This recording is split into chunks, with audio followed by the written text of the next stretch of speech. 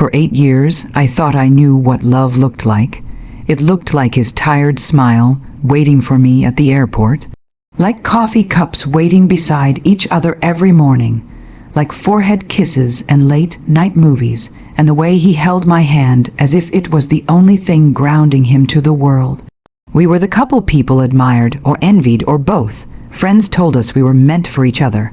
My mother would beam every time he walked into a room. Even I believed it. I believed in him until the perfume. It wasn't mine. It was sharp, expensive, musky, with floral notes. And it clung to the collar of his coat like a whisper that wouldn't let go. I stood in our hallway that Thursday night, holding the coat in my hand, heart sinking like it knew what my mind refused to admit. I told myself it was a mistake, maybe a hug from a colleague, maybe an Uber driver wearing too much scent. But once doubt crawls in, it starts eating everything. Even silence becomes suspicious. 2 weeks passed. I watched him more closely. Subtle things stood out. He changed his phone password. He started coming home later, claiming it was back-to-back meetings. The shower ran the moment he stepped in, like he was washing away something before I could catch the scent again. He even shaved before coming home now. He'd never done that before. Then, one evening, I was looking for charger cords in the guest bedroom when I found it. A small travel bag, one he never brought home. Inside was a half-used bottle of lube. Not the brand we used. Not even close, and a packet of flavored condoms. We hadn't used condoms in 5 years. My stomach dropped. It felt like the ground vanished beneath me, like I was falling but couldn't land anywhere solid. I sat on the bed holding that bottle, staring at it like it would suddenly explain itself. That night, I said nothing. I crawled into bed next to him like everything was normal. He kissed my shoulder and whispered, "I love you." I wanted to scream. I wanted to slap the lie off his tongue, but I didn't. I lay there, eyes wide open in the dark, staring at the ceiling. His breathing slowed. His arm flopped across me like a man who had no idea his life was already unraveling. I thought about the vows he made, the promises we exchanged, barefoot on a beach, sun melting on our skin like honey. I remembered how he cried when I said, "I do." Had that been a lie too? The next morning, I looked at myself in the mirror. Tired eyes, cracked lips. My reflection didn't look like someone who was loved. It looked like someone who had been used. And something inside me shifted. Grief was still there, heavy and thick, but rage curled beside it like a loyal dog. Cold, controlled, unapologetic. I wasn't going to scream.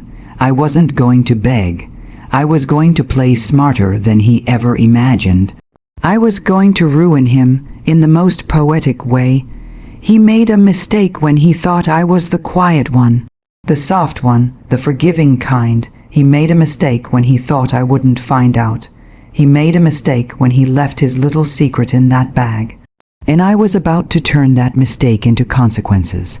I didn't cry after finding the lube, not the first night. Not the next week. What I did instead was take notes. I began studying my husband like he was a stranger I'd just met, watching the rhythm of his life with detached calculation. He was nothing if not predictable. His lies were weak, wrapped in the kind of confidence only a man drunk on his own delusions could possess. Working late tonight, babe, client dinner, going to hit the gym before I come home, don't wait up. The same lines over and over. Sometimes he said them with a kiss on my forehead. Sometimes from across the room, texting with a smirk he didn't realize I could see reflected in the microwave glass. I never accused him, never raised my voice. Instead, I traced his trail, receipts for dinners for two. A Lyft ride to a hotel on a Tuesday afternoon. The same name showing up again and again in his call logs. Jay, but I'd heard the voice once. Jay had breasts. I watched him pack that little black travel bag again, tucking it behind the seat of his car like a dirty secret. I knew what was in it. I knew what he was about to do with it, and I knew exactly what I was about to do, too. It wasn't about vengeance, not really. It was about balance. He had taken from me time, trust, love, years of my life. He had crumbled the sacred thing we built, spit on it, and expected me to just take it. I wouldn't cry on the bathroom floor. I wouldn't scream into a pillow. I wouldn't waste another breath asking why. Instead, I walked into a hardware store the following day. "Hi," I said with a smile to the young man behind the counter. "What's the strongest skin? Safe adhesive you sell?" He blinked, confused. You mean for prosthetics, or?" "Sure," I smiled. "Something with a strong hold that doesn't dissolve quickly with heat or moisture." He handed me a product in a nondescript white bottle. Professional, grade theatrical glue, made for holding costumes and prosthetics through hours of sweat, water, and movement.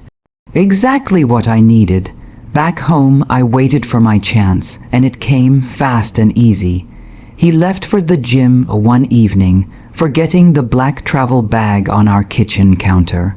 Arrogant bastard, he probably thought I'd never touch it. Probably thought I was too delicate, too trusting. That's the thing about men like him. They mistake kindness for weakness, and they never see it coming. I took the lube bottle out, washed it thoroughly, dried it, and refilled it with the glue. Slightly thin, just enough to maintain the original texture. I even resealed it carefully and wiped it down with the same brand of scented lotion we used in our room. No trace, no suspicion. I tucked it back into his bag, zipped it up, and returned it to the spot behind his car seat, exactly where he'd left it. I didn't even flinch when he came home later, sweaty and humming. He kissed my cheek. "Missed you," he said. I smiled. "How was the gym?" "Intense." He laughed. "Oh, honey, you have no idea. The next few days I played the role of doting wife.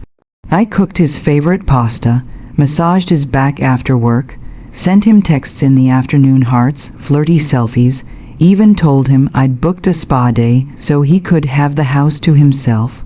He bought it all, hook, line, sinker. On Friday, I left for my fake spa retreat. I checked into a local hotel under a different name and waited. I didn't have to wait long. At 7:32 p.m., I got a text from my friend Marissa, who lived 3 houses down and owed me a favor. "Marissa, your house lights are on. Saw a blonde woman go inside with him. She's not you. Just say the word. Me. Just keep an eye. He's about to walk into something he'll never forget." At 8:17 p.m., the first text from him arrived. "Liam, hey babe, just chilling tonight. Hope you're relaxing. Love you." He really sent "love you" while another woman was in our bed. Unbelievable. I didn't respond. I poured a glass of wine, opened my laptop, and waited for the symphony to begin. At 9:46 p.m., my phone rang. It was an unknown number. I picked it up. I said nothing. At first, only muffled shouting.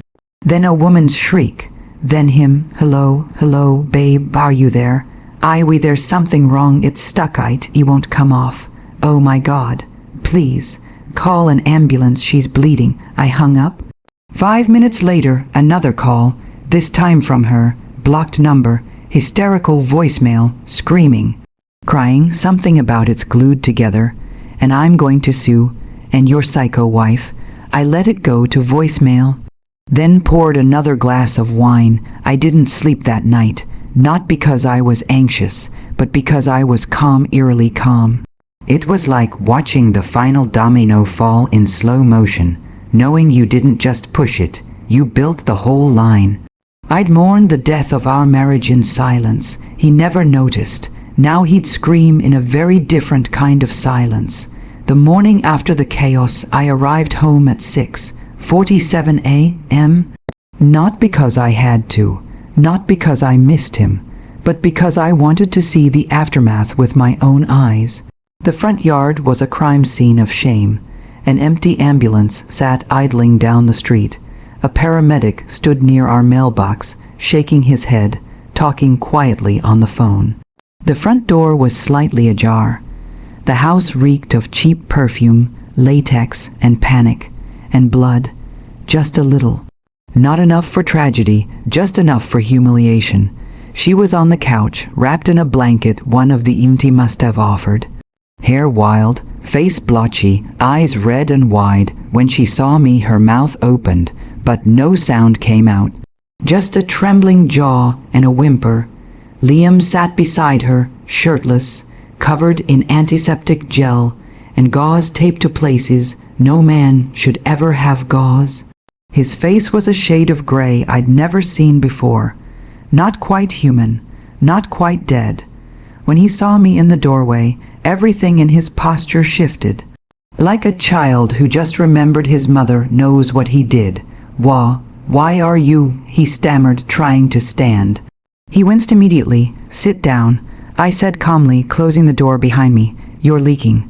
The woman, I finally got a good look at her, couldn't have been older than 25. Pretty, expensive lashes. Still had a fake tan streak running down her leg from where they must have torn off her leggings. I looked her dead in the eye. "You're lucky your uterus is still functional." She opened her mouth to speak, then snapped it shut. "Good choice. What the hell did you do?" Liam growled, sweating, rage trying to overpower the pain. "Do you have any idea what you've done?" "Oh, I know exactly what I've done," I replied, calm as snowfall. I walked past them, set my purse down gently on the table, and pulled a small plastic bottle out of my bag. Same shape, same color, different label. I held it up so they could both see. "This is real lube." Then I pulled the bottle I'd planted from my jacket pocket, still labeled identically but filled with adhesive. "This," I said softly, tapping the bottle against my palm, "is the one you used." He stared in horror. The woman looked like she might throw up. "I swapped them a week ago," I continued, voice still steady. "Just in case you needed a reminder that I'm not stupid." "You're insane," he hissed, gripping the edge of the couch. "You glued us together. Do you understand how dangerous that was? Do you understand how dangerous it is to screw someone else in our bed?" I snapped. And for the first time in months, my voice rose. "You didn't just cheat, Liam. You invited her into our home. You brought her into my space, our marriage bed. You lied to my face, over and over and over." My eyes narrowed. "You didn't just betray me. You insulted me." He tried to stand again, but the pain made him sink right back down. A flash of shame crossed his face, then fear, and finally realization. I wasn't the stupid, trusting, naive woman he thought I was. I wasn't weak, I was just patient. I turned to her. "You should leave," I said simply. She looked to him like she needed permission. He didn't give it. Good. She deserved that little piece of hell. She left without another word, limping slightly. Clutching her shoes, no dignity left, no grace. Just shame trailing behind her like a dirty veil. The silence afterward was delicious.